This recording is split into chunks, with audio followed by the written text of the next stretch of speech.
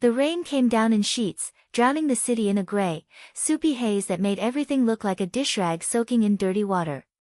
Ethan Jiang stood in front of an aging apartment building, rainwater streaming off his umbrella and splattering into tiny puddles on the cracked pavement. He didn't hurry inside. Instead, he glanced at his phone screen, 4:17 p.m.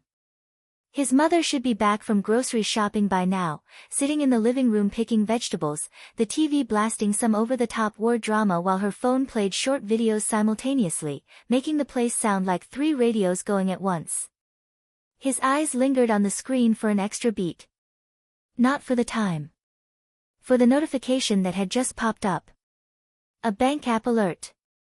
$20,000, no, 20,000 yuan, transferred to Victor Fong Medical Devices Company.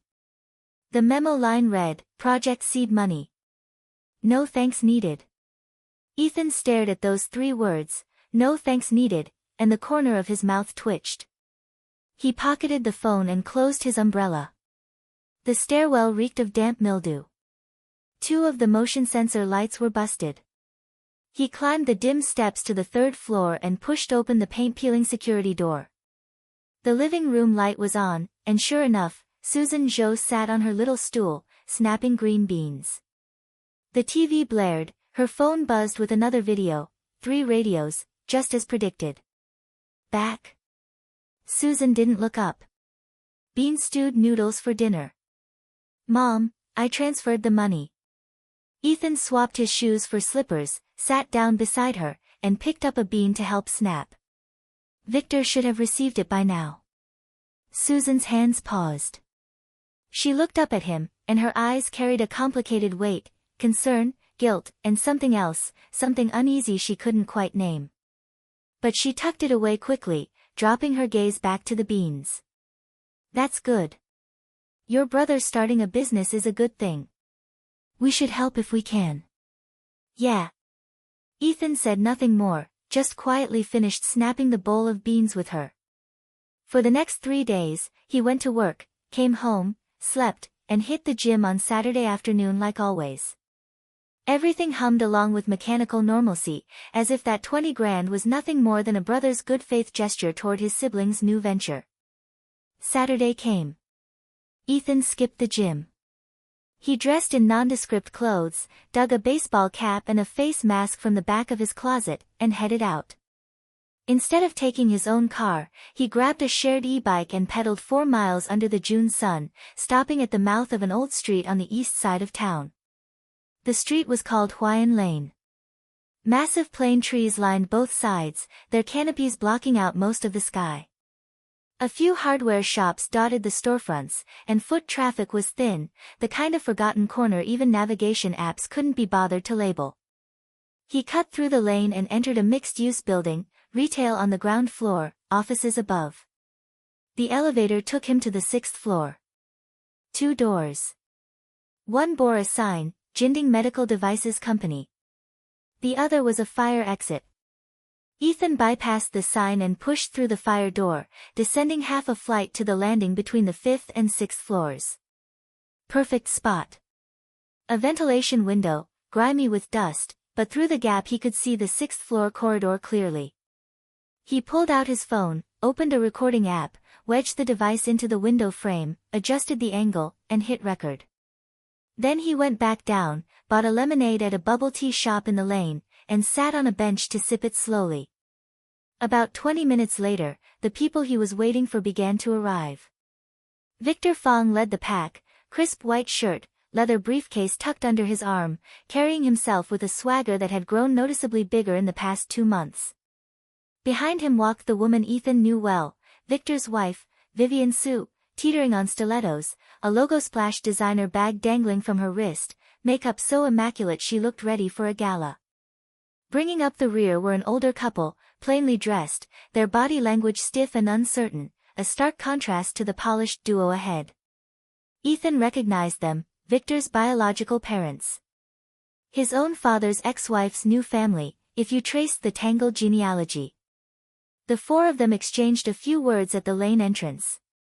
Victor pointed upward, probably indicating the office. Then they all filed into the building. Ethan watched them disappear into the doorway, drained the last of his lemonade, and headed back. He rode the e-bike unhurriedly to Hawaiian Lane, re-entered the fire exit, retrieved his phone from the 5th-floor landing, and stopped the recording. 47 minutes. He didn't listen right away. He went home, shut his bedroom door, put on noise-canceling headphones, transferred the file to his computer, and pressed play from the beginning. The first 5 minutes were ambient noise, door creaks, greetings, chairs scraping, water poured into cups. Nothing substantive.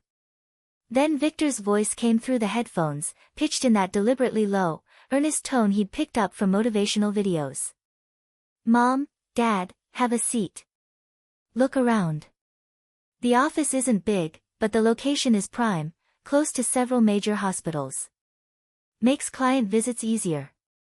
Vivian chimed in right after, "Mom, that sofa is genuine leather.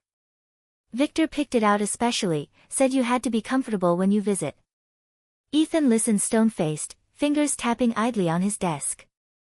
Victor had a gift, he could make anything sound like it was tailor-made for you, a personalized act of care. Combined with that honest, dependable face, it was lethal.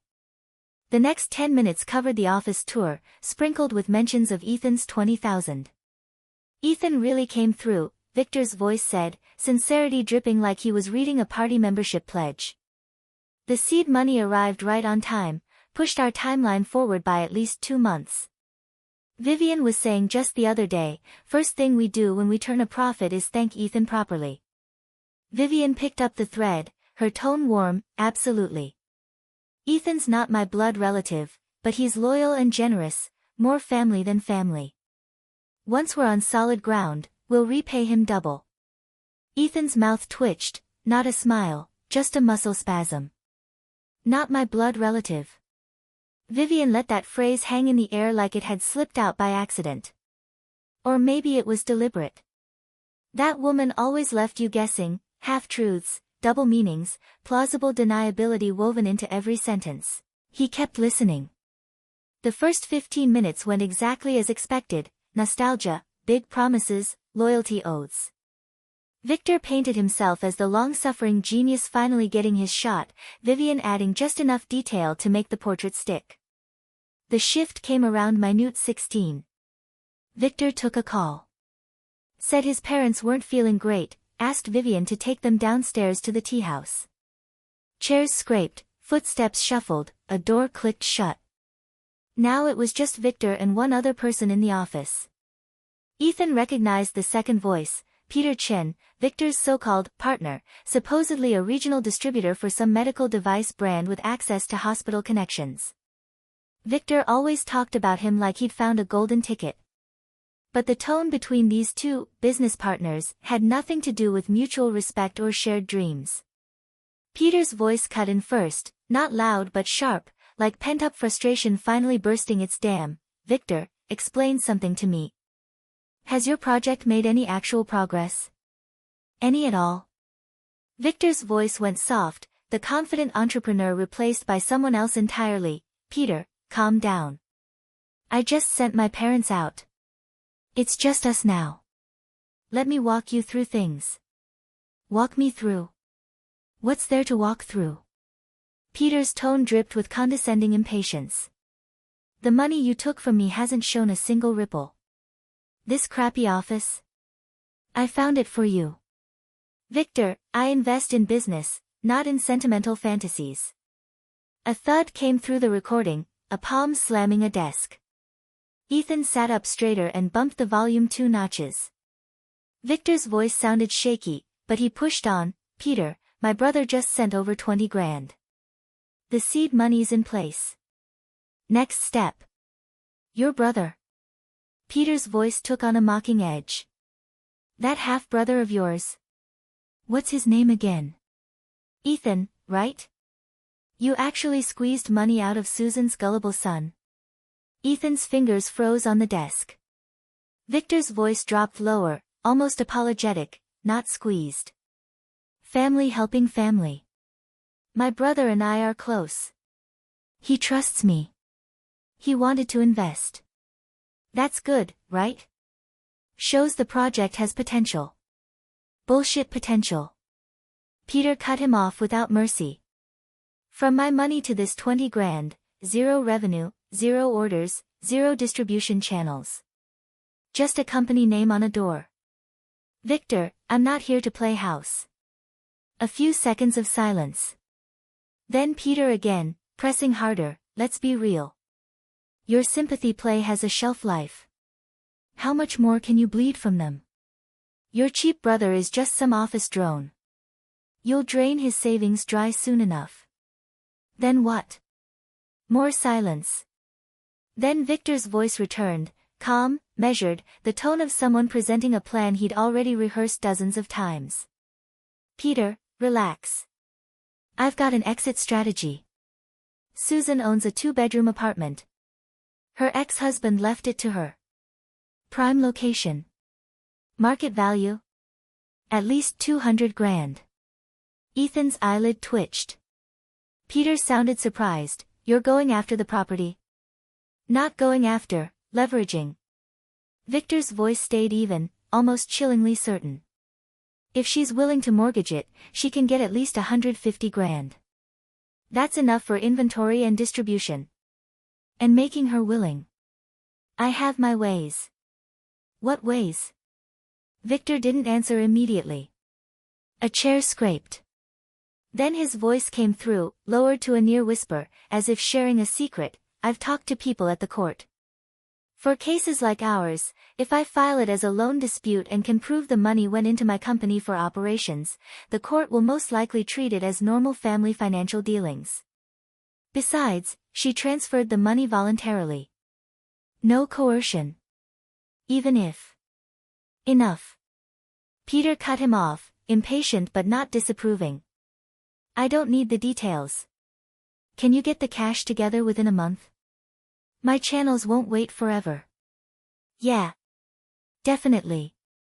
Within the month. I guarantee it.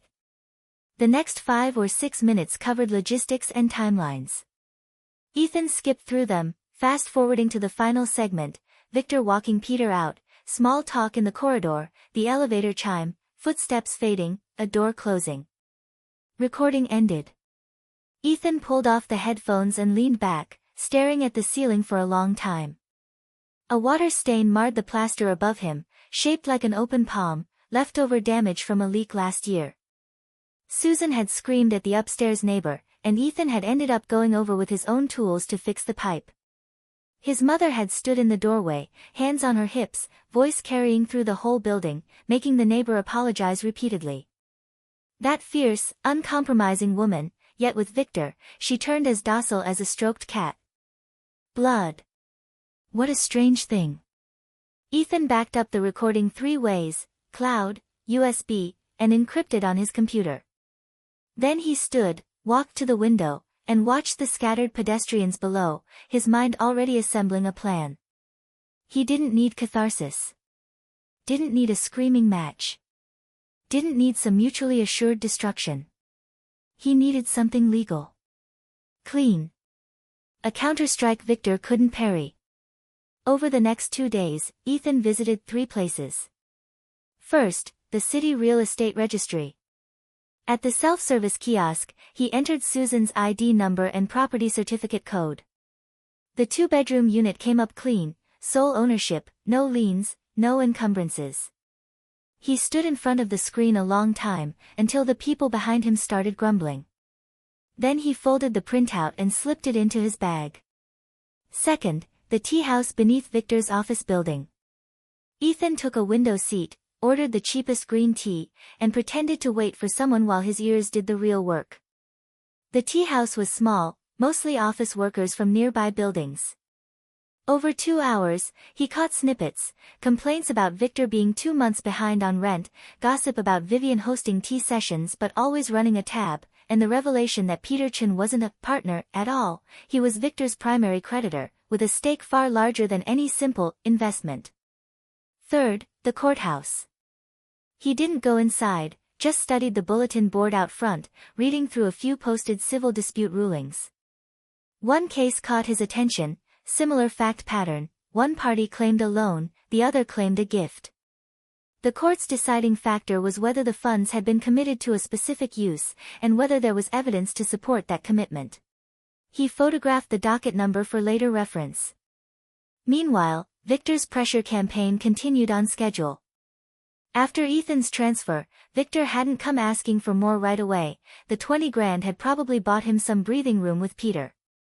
But Ethan knew the clock was ticking. In the recording, Victor had promised Peter, within a month, and Peter's drop-dead date was the end of the month. Sure enough, with a week to go before the deadline, Victor's message arrived, via Vivian, as always. Victor played nice, Vivian played hard. She sent Ethan a voice message, her tone as warm as if she were chatting with a girlfriend. "Ethan, sweetie, your brother's company has a few big orders lined up, but we're short on working capital. We really didn't want to bother you again, but we're in a bind. Could Mom's apartment help with a guarantee? Just a signature. The bank will approve it fast." Ethan listened 3 times, then handed the phone to Susan. She listened. Her expression shifted, subtly. She didn't answer right away, just sat in silence for a moment. Then, "They want to mortgage the apartment?" "Just a signature, apparently." "Would there be risk?" Susan's voice carried a hesitation Ethan rarely heard from her. This woman, who'd never backed down from anything in life, only showed this fragile uncertainty when the Fong family was involved. He chose his words carefully, pitched to reach her. "Mom, mortgaging means if Victor can't pay, the bank takes your apartment." Susan's hand tightened on the sofa cushion. Ethan knew the time had come.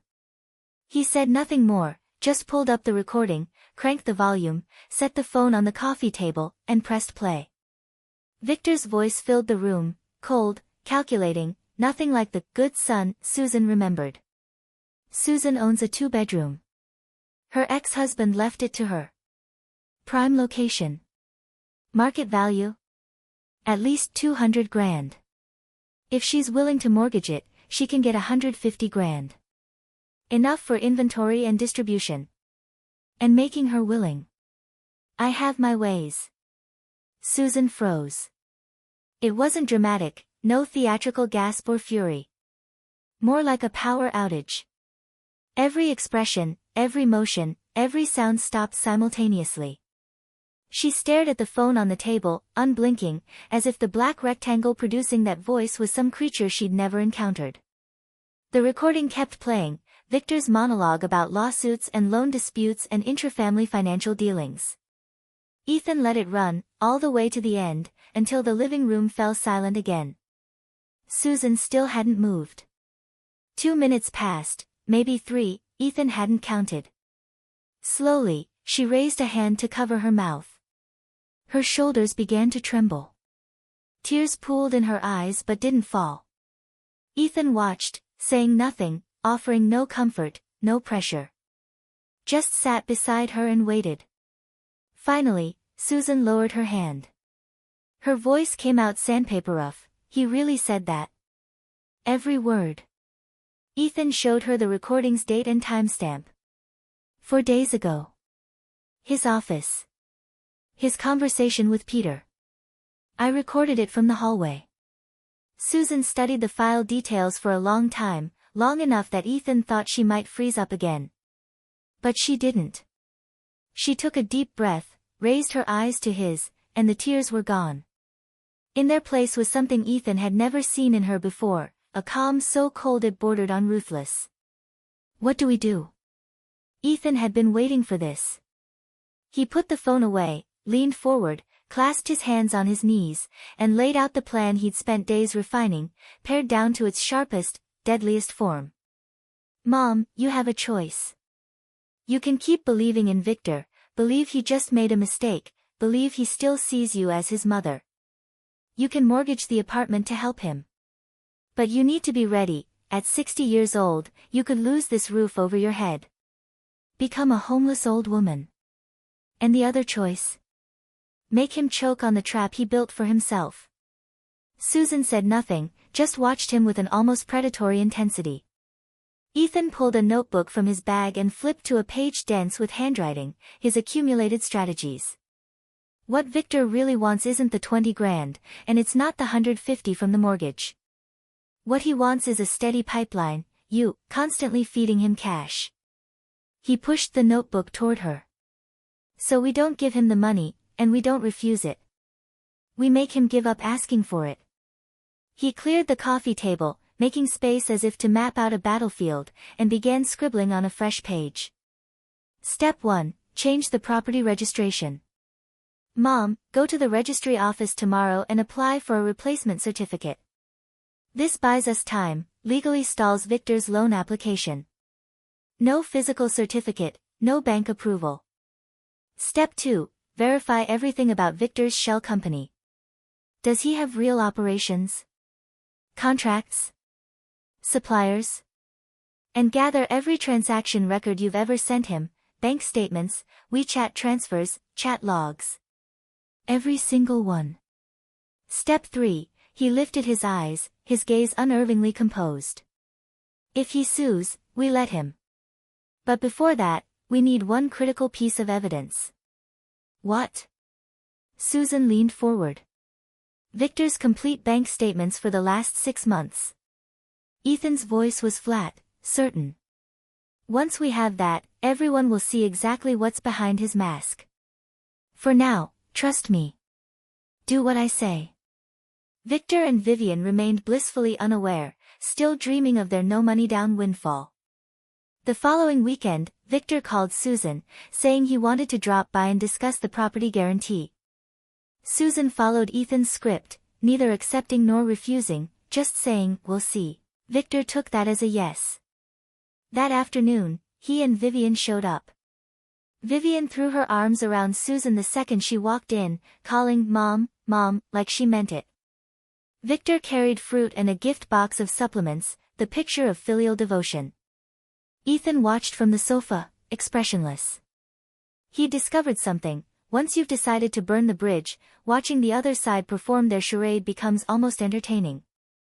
Like watching a movie where you already know the ending, and the actors are still giving it their all, oblivious. Victor settled in, chatted aimlessly for about 15 minutes, then steered toward the main event. "Mom, what do you think about what Vivian mentioned?" "It's just a guarantee, one signature. I've already talked to the bank." Very straightforward. Vivian chimed in, "Yes, Mom, this opportunity is really rare. Victor's been running himself ragged for days. Once this deal goes through, the first thing we'll do is get you a bigger place." Susan glanced at Ethan. Ethan set down his teacup, looked up at Victor, and asked in the same tone he'd use for weather talk, "Victor, what's your company's registered capital?" Victor blinked, caught off guard by the abrupt pivot to business specifics. His smile flickered for half a second before snapping back. 2 million. Why? And the paid-in capital? Well, early stage, cash is tied up in inventory. The paid-in portion is still in process. Victor laughed, trying to wave it away. "Ethan, you're not in business, so you might not know, there's always a gap between registered and paid-in. Standard stuff." Ethan didn't laugh. He asked another question, "Which hospitals are your main clients?" Victor's smile started to crack. He shifted in his seat, sitting up straighter, adopting a patronizing tone, "Ethan, that's proprietary. I can't share too much. Trust me, I've got it handled." "Great, then you've got it handled." Ethan nodded, still calm.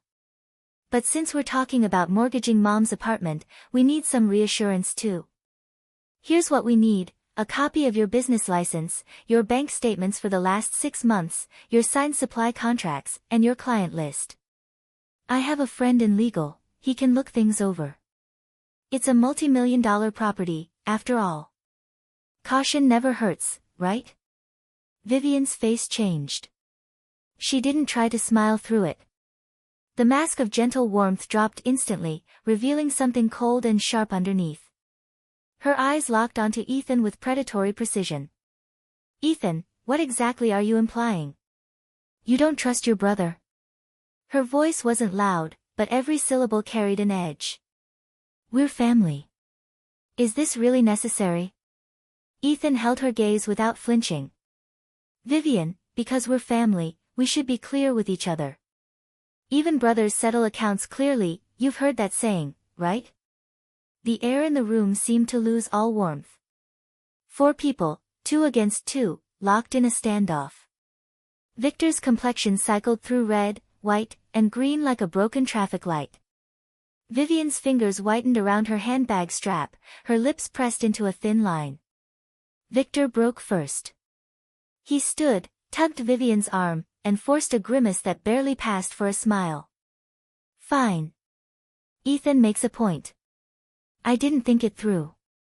I'll put those materials together and bring them by another time.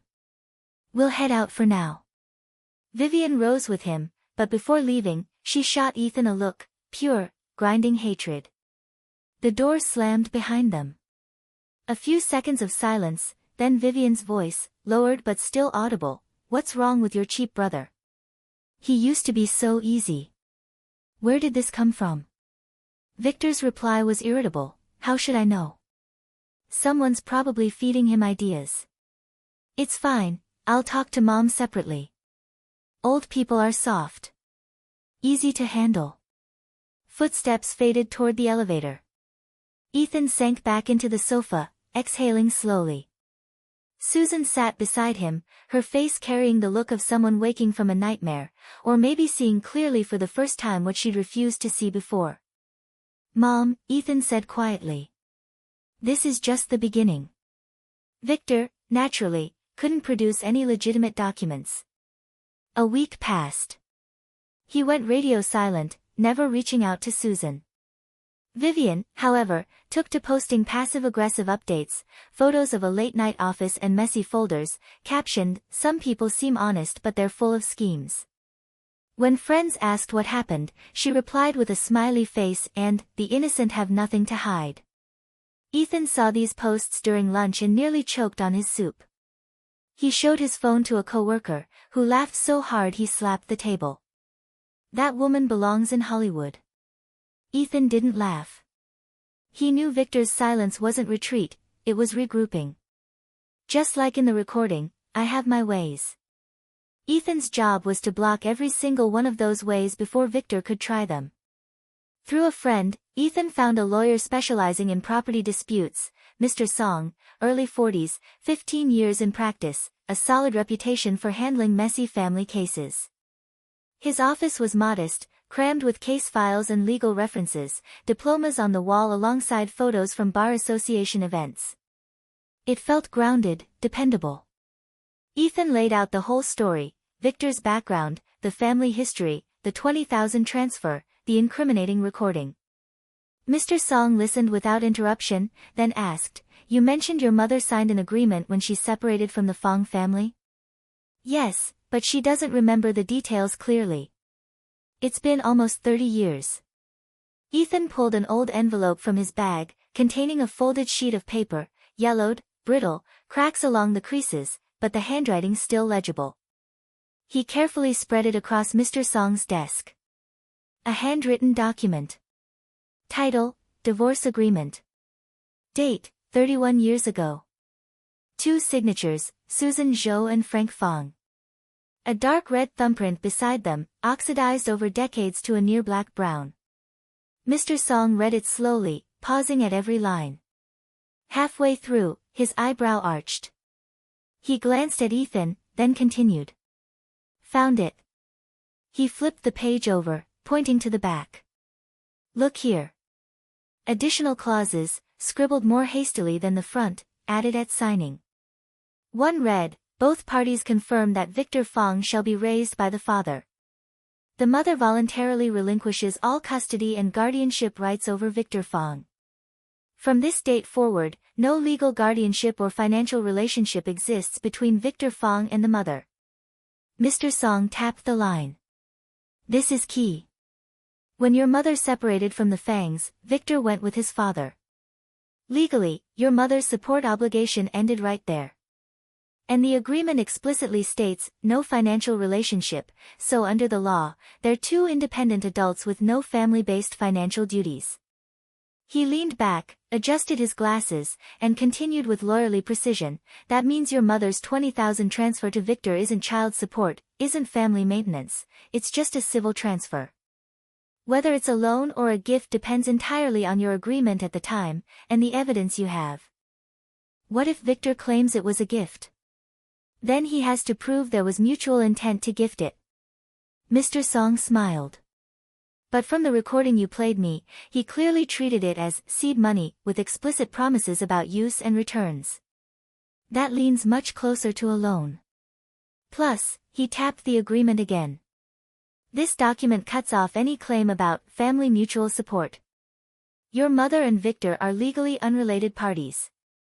Ethan exhaled. Mr. Song continued, send me the transfer records, chat logs, and that recording. And prepare your mother, if Victor does sue, we can fight this, and we have strong odds. Ethan nodded and left.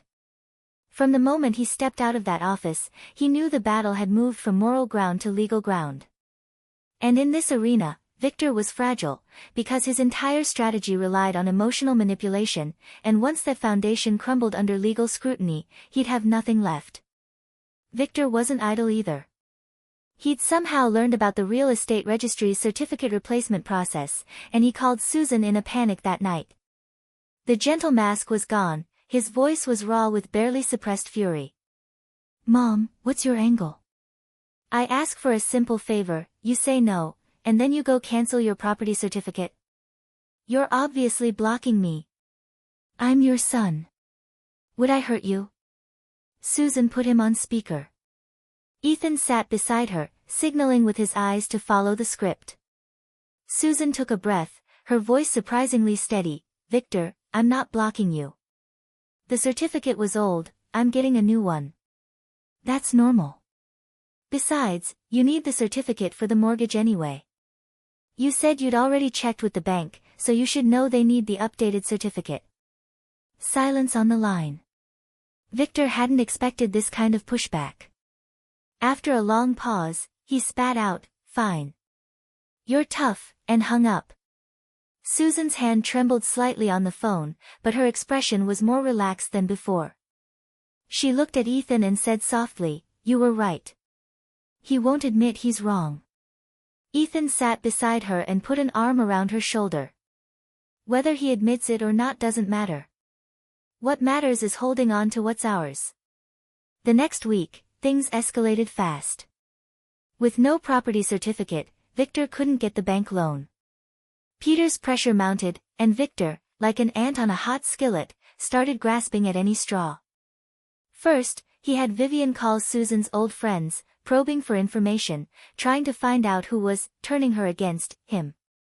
Vivian played the victim. Victor's always been so dutiful. I don't know who's been whispering in Auntie's ear. We had everything worked out. But Susan's friends weren't pushovers. One of them, Aunt Lou, shot back, it's Susan's house.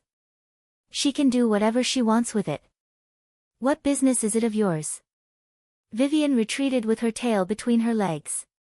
That failed. Victor tried another tactic. He started spreading rumors in the family group chat. Ethan was stirring up trouble, jealous of his brother's success, and trying to steal Susan's assets for himself. The innuendo was artfully vague, but the effect was immediate. Within 2 days, Ethan received calls from multiple relatives, feelers, peacemakers, and one distant aunt who outright called him unfilial. Ethan felt nothing. He screenshot every message Victor posted, filed them in a folder labeled defamation evidence. Then he did something that made Victor lose his mind. He posted a single message in the group chat, one image, one sentence. The image was a photo of the divorce agreement, with the crucial clause highlighted in red: no legal guardianship or financial relationship exists between Victor Fong and the mother. The caption read, "Respected relatives, recently, false statements about my mother and me have been circulating. To clear up any misunderstanding, I'm sharing the agreement both families signed decades ago. The words are clear. My mother fulfilled all her legal obligations 31 years ago. Victor's upbringing and well-being are not her responsibility. Any subsequent help she gave, financial or otherwise, was her personal choice, not a legal or moral duty. Please judge for yourselves. The group chat fell silent for 6 hours. Then Victor posted a 3-minute screed, accusing Ethan of cold-blooded cruelty, turning his back on family, and digging up ancient history to humiliate him. The rage was palpable, but so was the panic underneath. Ethan read it, screenshotted it, added it to the folder. Then he left the group chat. This caught everyone off guard. In most family feuds, you either keep fighting or get kicked out. Ethan chose a third option, a graceful exit that left his evidence and Victor's meltdown side by side, for everyone to evaluate. The effect was immediate.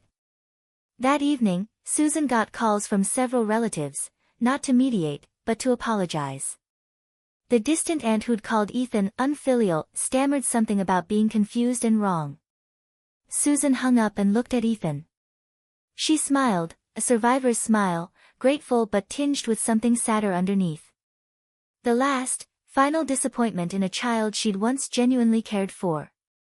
He won't come back, will he? Susan asked. Don't count on it. Ethan shook his head. This is just round 1. He still has 1 card left. What card? A lawsuit. Ethan stared out at the darkening sky. He needs money now more than ever. The more Peter squeezes, the more desperate Victor gets. When he realizes the emotional playbook is empty, he'll go legal. It's his only move, and his dumbest move, because once he's in court, every record he has will come to light. Everything he's tried to hide will be exposed. He was right. 2 weeks later, Susan received a courier package from the court. Inside, a copy of a civil complaint. Plaintiff, Victor Fong. Defendant, Susan Zhou. Cause, loan dispute. The complaint claims Susan had failed to fulfill her parental obligations for years, causing Victor severe financial hardship and emotional trauma, and demanded compensation of 50,000 yuan for the childhood he'd allegedly been denied. 50,000. Susan's hand shook as she held it. Then she handed it to Ethan, her voice carrying an eerie calm. He actually sued me. Ethan read it, his expression growing colder with each line. The lawyer Victor had hired was clearly no heavyweight. The complaint was melodramatic and hollow, page after page of Victor's childhood grievances, while completely avoiding the 20,000 transfer and the attempted real estate fraud. 50,000. Ethan set the complaint down, repeating the number as if he found it absurd. Susan sat in silence, then finally said, "Let's fight it." Ethan had been waiting for those words. He contacted Mr. Song that afternoon, emailing scanned copies of the summons and complaint. Mr. Song's response came quickly, brief and confident. "We win this. Easily. Trial date, 2 weeks out." During those 2 weeks, Ethan organized every piece of evidence, the 20,000 transfer record, the WeChat screenshots where Victor promised to repay Ethan first when the company profits, the incriminating recording and its transcript, the original divorce agreement, and Victor's defamatory group chat messages. Each item printed, tabbed, bound in triplicate. Susan helped with every step. Sometimes she'd linger over the yellow divorce agreement, her eyes carrying a weight Ethan couldn't parse.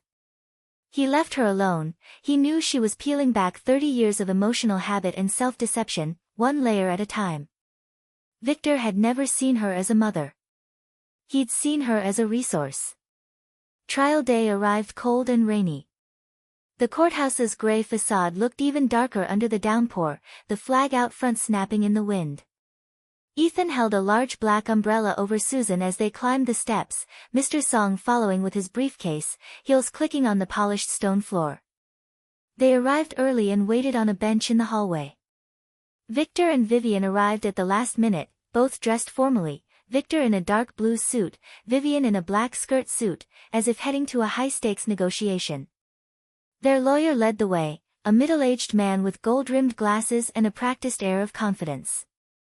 As they passed, Vivian leaned in and whispered, just loud enough for Ethan to hear, "You'll be crying by the end of this." Ethan didn't look at her. He just guided his mother into the courtroom. The trial went smoother than expected. Victor's lawyer played the emotional angle, Victor's difficult childhood, the irreparable damage caused by Susan's absence. His argument, as the biological mother, Susan had failed Victor, and he deserved financial compensation. Mr. Song's rebuttal was surgical. First, he produced the divorce agreement, emphasizing the clause that severed all legal custody and financial ties, and pointed out that the Fong family had requested Susan's full relinquishment. Then he shifted gears. Your Honor, if the plaintiff truly believes the defendant owes him something, then explain this. Why did he repeatedly demand large sums from the very woman he claims failed him? Why did he try to coerce her into mortgaging her only home? Why did he speak to her with warmth and affection when asking for money, but turn around and sue her the moment she refused? He requested to play the recording. The judge allowed it. The moment Victor's voice filled the courtroom, his face went pale. His lawyer objected, unauthorized recording, illegal evidence, but Mr. Song was ready. The recording was made in a public hallway, capturing a public conversation, no invasion of privacy. The judge overruled. The recording played on, Susan owns a 2-bedroom, if she's willing to mortgage it, she can get 150 grand, and making her willing, I have my ways. Murmurs rippled through the gallery. Vivian sat rigid, face ashen, nails digging into her palms. After the recording ended, Mr. Song delivered his closing statement. Your Honor, this case is not about missing motherhood compensation. It's about a calculated financial extraction. The plaintiff exploited the defendant's kindness and guilt, repeatedly demanding large sums, and when that failed, he resorted to this baseless lawsuit, an abuse of the legal system. We ask the court to dismiss the complaint in its entirety and reserve the right to pursue sanctions for malicious litigation. The judge declared a 20-minute recess. When court reconvened, the verdict came swiftly, all claims dismissed. Court costs borne by the plaintiff. The ruling was clear, no legal guardianship existed between plaintiff and defendant, the defendant owed no financial duty, any previous support was voluntary gift, not a basis for the plaintiff's claims. The gavel fell. Beside Ethan, a muffled sob escaped. He turned, Susan had covered her face, tears seeping through her fingers, running down her hands. She cried for a long time, shoulders heaving silently. Not for Victor's loss. For herself, for all those years of giving, for the truth she'd finally accepted but still grieved. Ethan reached over and patted her shoulder. She stiffened, then leaned into him, finally letting the sobs come. Across the room, Victor tore off his tie, his face livid. He shot Ethan a look of pure venom, as if trying to carve the man who destroyed his plans into his memory. Vivian walked past him without a word, her heels clicking sharply toward the exit. Victor caught up with her in the hallway. Their argument was low but vicious, Ethan could feel the heat from 20 feet away. Your idea. Your brilliant idea. Victor hissed. Now we've got nothing, and we're stuck with court fees. My idea? Don't you dare, Victor. Vivian's voice cut like broken glass.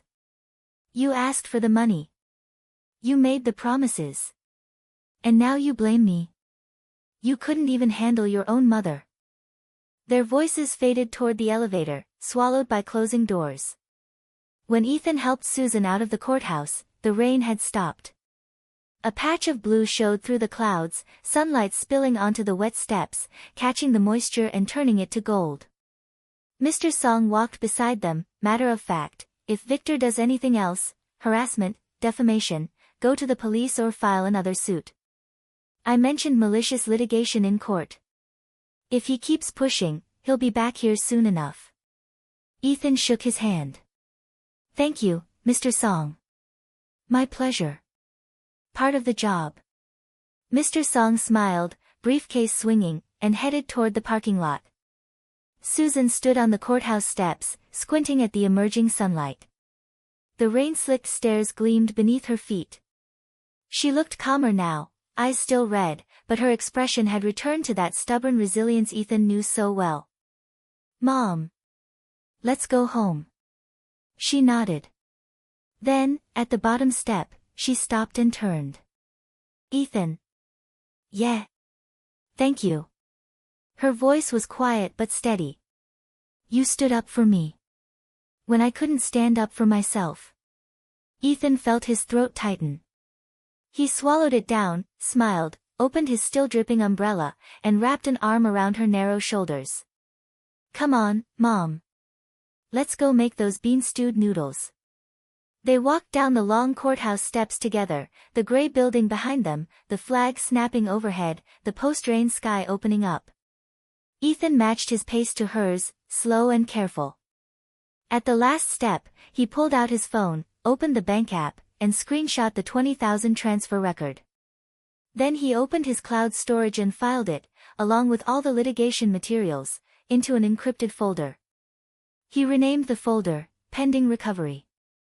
The evidence chain was complete. The court victory was just damage control. The real settlement, making Victor repay every penny, with interest, was yet to come. The noodles could wait. This 20,000 couldn't. After the verdict, Victor went quiet. The recording's courtroom playback had clearly rattled him. He made no major moves, even Vivian's social media went silent, dropping from 3 posts a day to 0. The family gossip settled too, and the distant aunt who'd called Ethan unfilial sent Susan a basket of farm eggs with a crooked note, Susan, I'm sorry. But Ethan wasn't fooled by the surface calm. Victor's silence wasn't surrender, it was crouching. A cornered man either takes his beating or strikes back. Victor wasn't the type to accept defeat. And then there was Peter's debt. The exact figure was unknown, but from the recording, it was substantial. Victor had promised Peter, within a month. That month was long past. No mortgage, lost lawsuit, 20,000 burned through, 0 revenue, Peter wouldn't be pleased. Ethan figured Victor was either hiding from creditors or hunting for a new patsy. Either way, his options were shrinking. Which meant now was the best time to recover that 20,000. He went back to Mr. Song first, laying out his strategy for the recovery lawsuit. Mr. Song listened, then pulled a thick legal reference from his shelf, flipping to a specific page. Civil Code, Article 663. A donor may revoke a gift under 3 conditions. Mr. Song's finger traced the lines. First, serious infringement on the donor's lawful rights. Second, failure to fulfill support obligations owed to the donor. Third, failure to fulfill the agreed obligations of the gift. He looked up at Ethan. For your 20,000, if you have a memo, chat records, or other evidence showing a specific use, it falls under the 3rd category. Victor promised it was seed money. He promised to repay you first when the company profits. But what actually happened? The money's gone. No business progress. No revenue.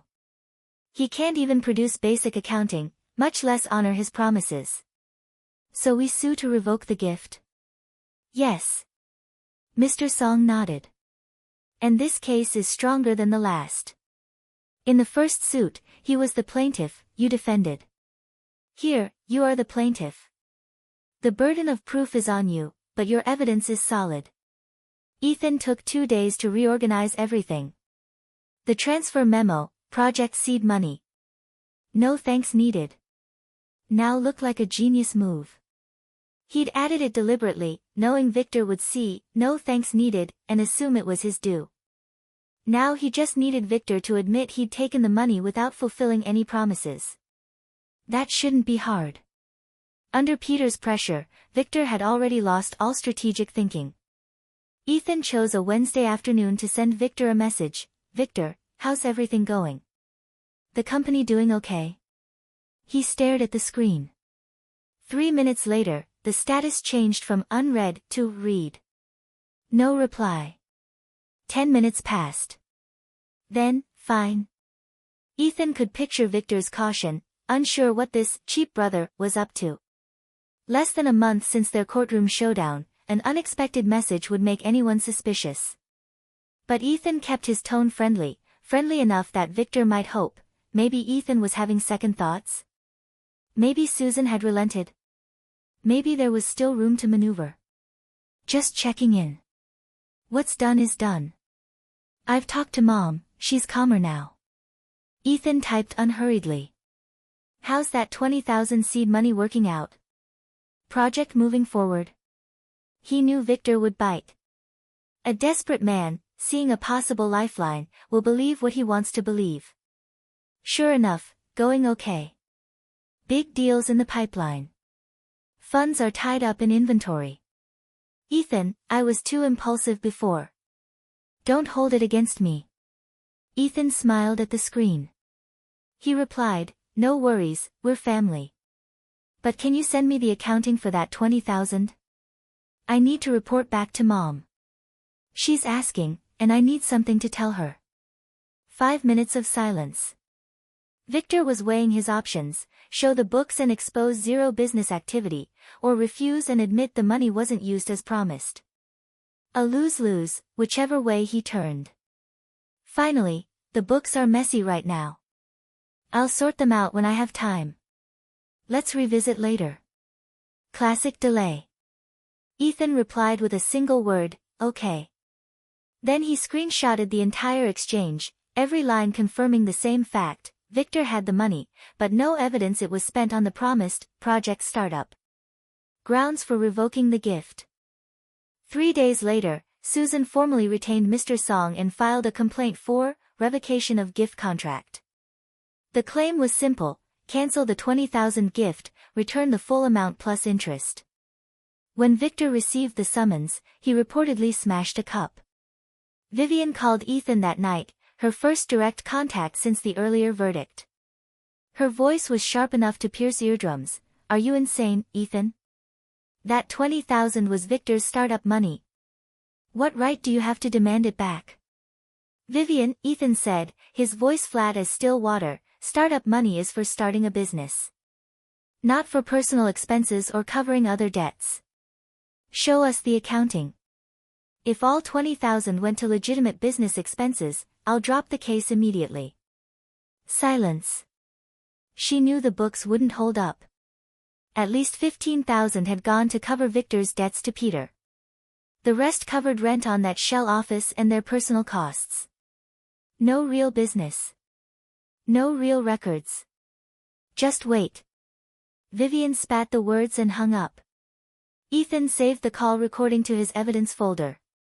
His hands moved with the precision of a calibrated machine, no wasted motion, no tremor. At some point along the way, he'd stopped feeling anger or pain. He'd entered a different mode, stripped of emotion, purely rational, purely tactical. He wasn't doing this because he hated Victor, or even cared what happened to them. He was doing it because the money, and his mother's dignity, mattered. Neither would be taken. The second trial moved faster.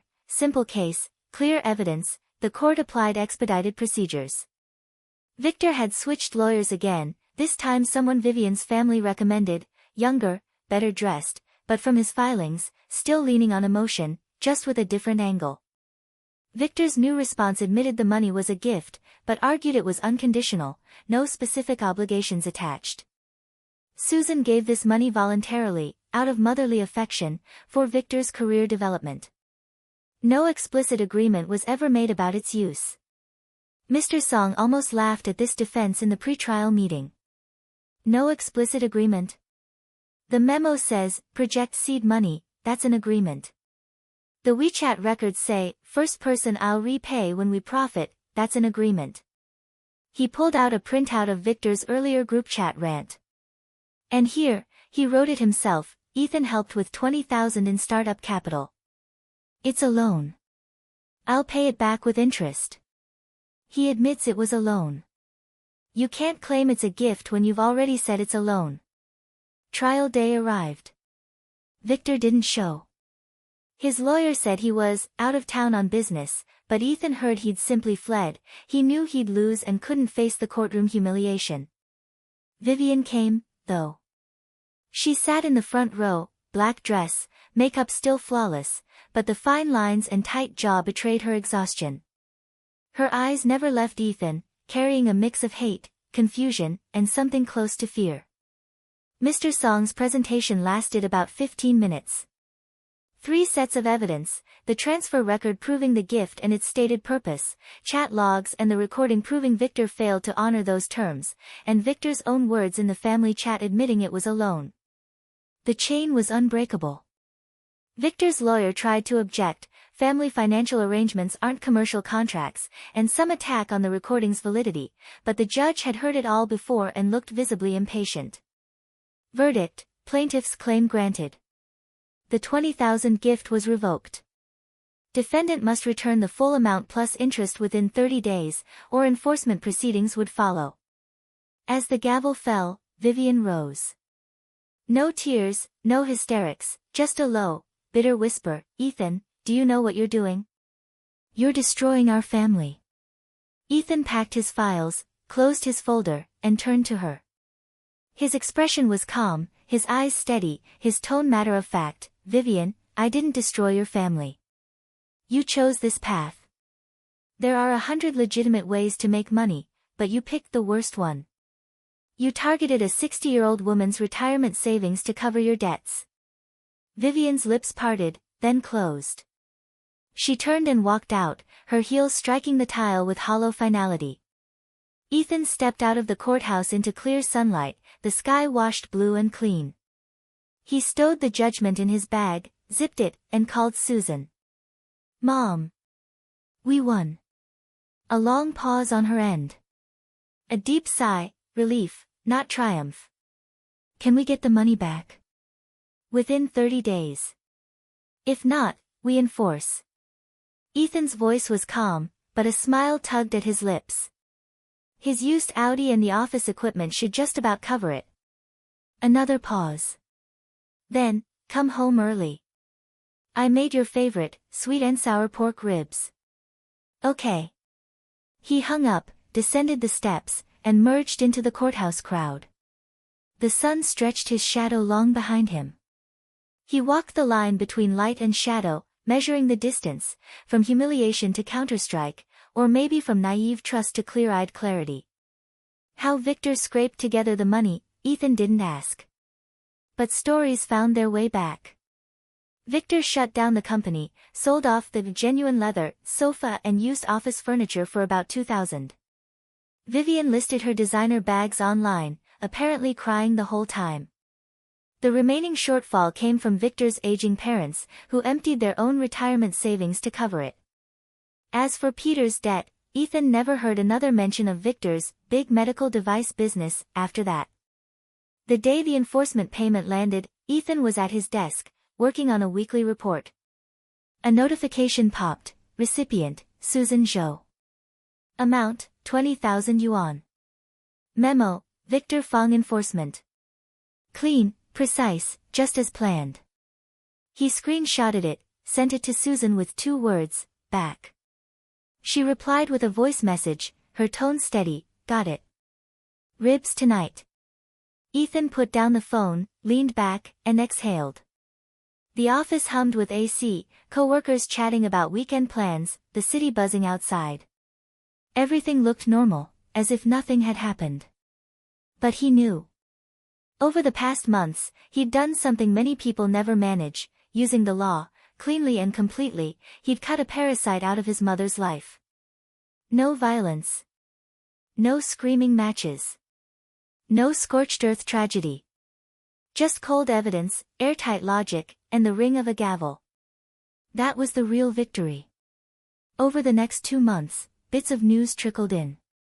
Victor moved to a cheap 1-bedroom in the suburbs, Vivian went back to her family after Peter's collectors showed up at Victor's parents' house, and Victor himself disappeared, deleted from all social media, new phone number, no forwarding address.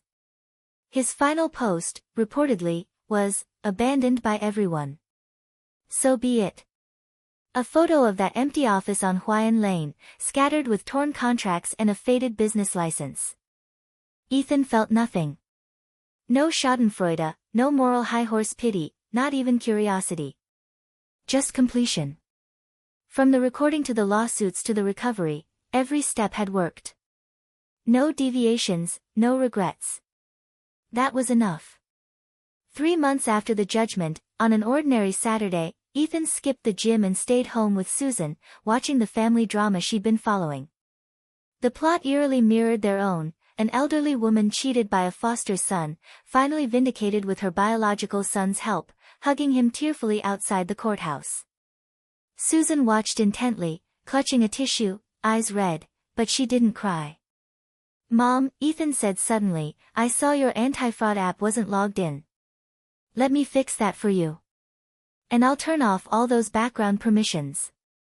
Susan blinked, then handed over her phone. "You know I'm hopeless with this stuff." Ethan fiddled with the settings for a minute, then added, "Also, I stopped by the bank yesterday. I set your daily online transfer limit to about 300 yuan. Anything above that, you'll have to go to the branch in person." Susan stared at him, surprise, then understanding, then a quiet smile spreading across her face. She swatted his shoulder lightly, just the right amount. "You're sharper than your mother, you know." Ethan laughed, sinking into the couch as the TV served up its poetic justice ending. Maybe this was the most satisfying part, not the money recovered, not the lawsuits won, but that his mother had finally learned to protect herself. And he'd stay right there beside her, acting as the firewall nobody could circumvent. Outside, the city went about its business, 1,000 families living their own versions of similar dramas. Someone scheming against a relative's assets.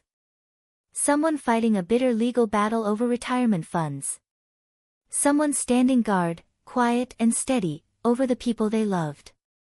Ethan got up to get a glass of water. Passing the balcony, he noticed the potted aloes Susan had kept for 5 years, plump leaves, thick and fleshy, lined with tiny spines along the edges. Doesn't start fights.